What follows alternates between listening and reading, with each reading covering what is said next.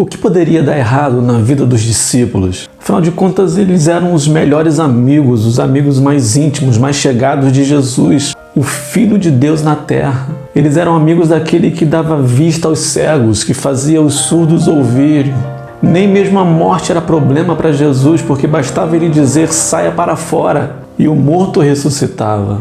Mas o texto de Marcos capítulo 6 vai dizer que depois de um dia onde Jesus alimenta mais de 5.000 pessoas apenas com 5 pães e 2 peixes, depois que os discípulos viram esse milagre, participaram desse milagre, Jesus manda que eles entrem num barco e atravessem o mar da Galileia.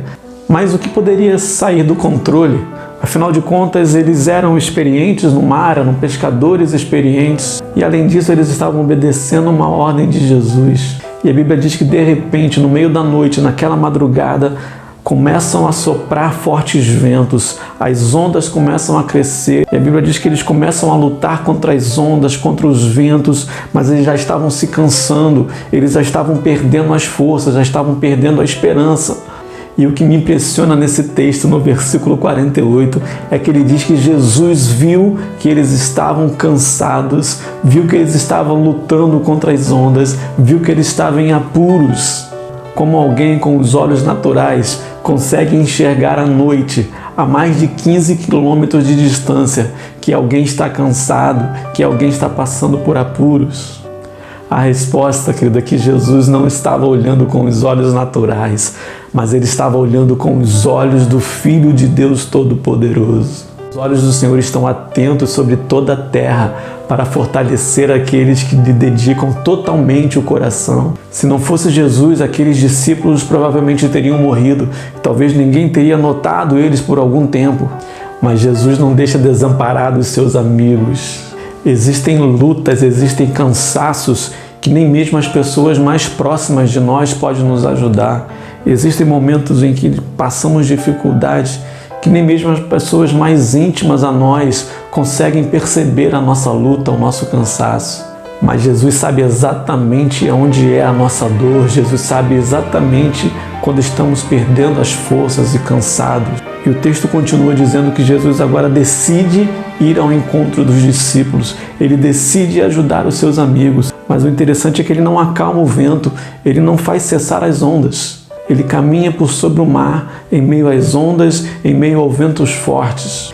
E o texto diz que eles ficaram com medo, porque eles viram Jesus andar por sobre as águas, mas eles acharam que era um fantasma, eles ficaram apavorados, porque eles não estavam esperando Jesus vir andando sobre as águas.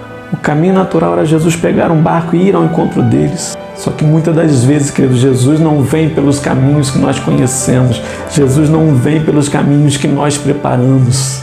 Aquele vento forte, aquelas ondas, foi o caminho encontrado por Jesus para mostrar àqueles discípulos que ele não era só alguém que dava vista aos cegos, que fazia surdo ouvir, que fazia paralítico andar, que fazia morto ressuscitar, mas ele era também alguém que tinha poder de acalmar ventos e tempestades. E o texto então termina dizendo que Jesus entra no barco e imediatamente após ele entrar no barco, as ondas, os ventos, a tempestade cessa e tudo volta ao normal. Quem sabe a luta que você está passando hoje, os ventos que estão soprando, as ondas que se levantam sobre sua vida, é simplesmente um caminho para que Jesus chegue até você. E saiba que antes dele acalmar as tempestades do lado de fora, ele precisa acalmar a tempestade dentro do seu coração.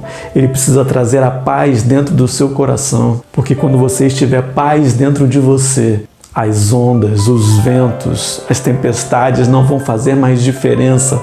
Porque você sabe que dentro do seu barco está aquele que tem poder de acalmar ventos e tempestades. Deixe que Jesus acalme a tempestade dentro do seu coração. Deixe que ele entre no seu barco. Deixe que a paz dele, que excede todo o entendimento, guarde a tua mente e o teu coração.